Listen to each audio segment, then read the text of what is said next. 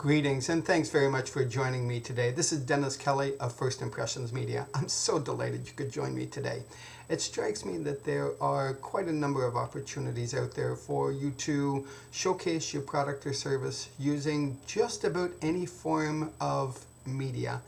And that's fantastic. There's, as you've probably discovered, certainly no shortage of media players and opportunities. But what I found the most powerful is utilizing all of those resources to their respective individual and then collective advantages. Sometimes things work wonderfully well using the more traditional radio, television, newspaper, and magazine, maybe out-of-home advertising. More recently, some advertisers have had some success with one or more of the social media platforms, and that's terrific. I think they should all be embraced and all form part of your media mix. Please make no mistake that it should genuinely be a mix of media, because you never know exactly which particular component is going to pull the trigger and get your target group to say, that's for me, that's the product that I want, your service is exactly what I'm after. You want to make sure you give yourself every opportunity to be seen and to be heard to promote whatever it is, whatever service or product you have out there. You want to stand head and shoulders above the crowd in front of as many of the right crowds as possible. So what I'd like to share with you starting today is a series of 10 of the top 10 mistakes in advertising that I've seen through these 3 decades of being a professional media planner and buyer, and share some secrets or some tips on how to avoid getting into those very same advertising challenges. So we're going to space this out as a series of 10 done one at a time. Today being the intro will perhaps be a tad longer. I do hope you will indulge me.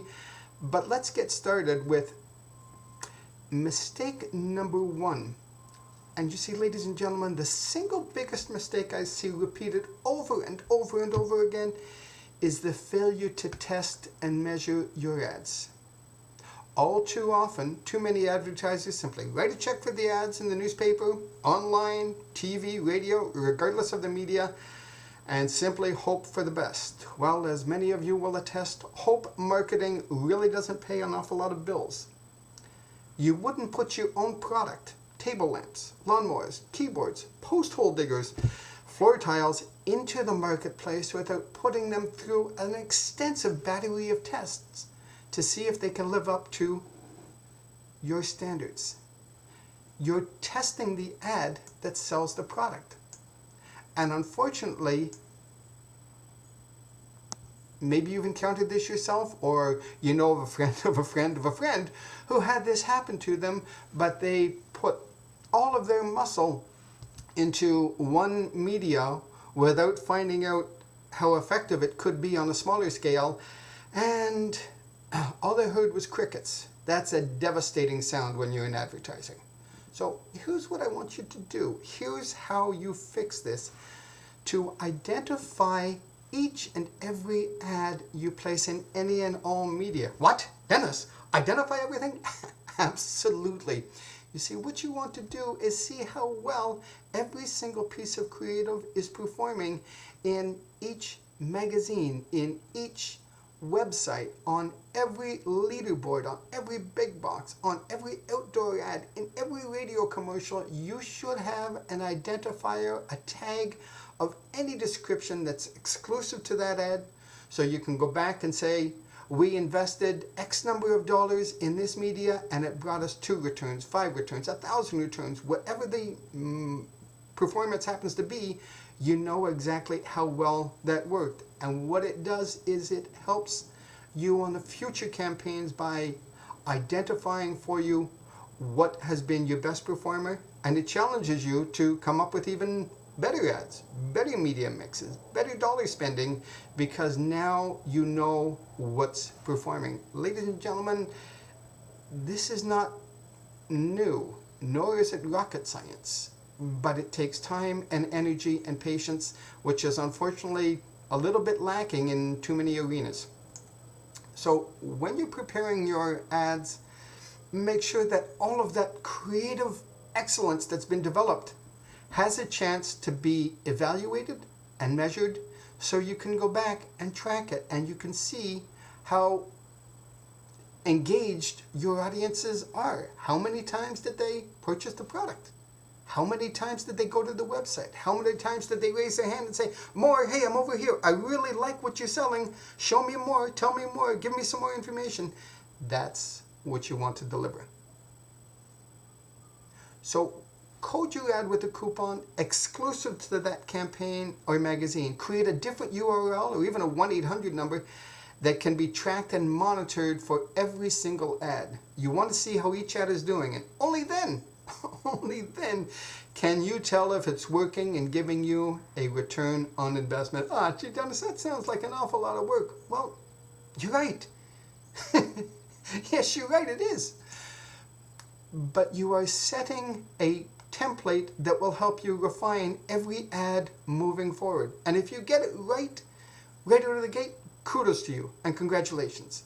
But in the majority, there's going to be some refinement, some improvement, some opportunity to tweak subsequent ads that says, we know we've got to improve this line or this copy.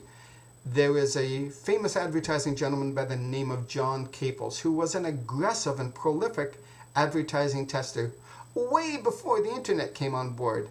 And he discovered that through all of his testing, one ad, by changing the headline, performed 19.5 times better than every other ad that he had produced. Same product, same newspaper, same service, same price point. All he did was change the headline. And by changing multiple times, he found one that struck gold. You want a good return? 2 times, 3 times better? Try 19.5 times better. That's the difference that testing delivers. Please remember, when you're testing, there is no failure. There's only results. So here's a strategy you might like to give yourself a better return on investment. One enterprising client in my history treated it this way. Because he came from a financial background, each ad to him was considered a different mutual fund in his portfolio, and he named them before they went into the media. Now, because they were quoted in names he liked, he was able to remember them, but he was able to soon see how well each of his investments, as he put it, was performing. And he put more money against the ads which were performing, and changed any changed any underperforming investment to a new one to keep testing. To make sure of more money coming in, he watched very carefully all of the money that was going out. So my message to you for tip number 1 is to track every single ad you prepare. It's the only way to accurately measure what's working. Thank you. I look forward to seeing you on video number 2.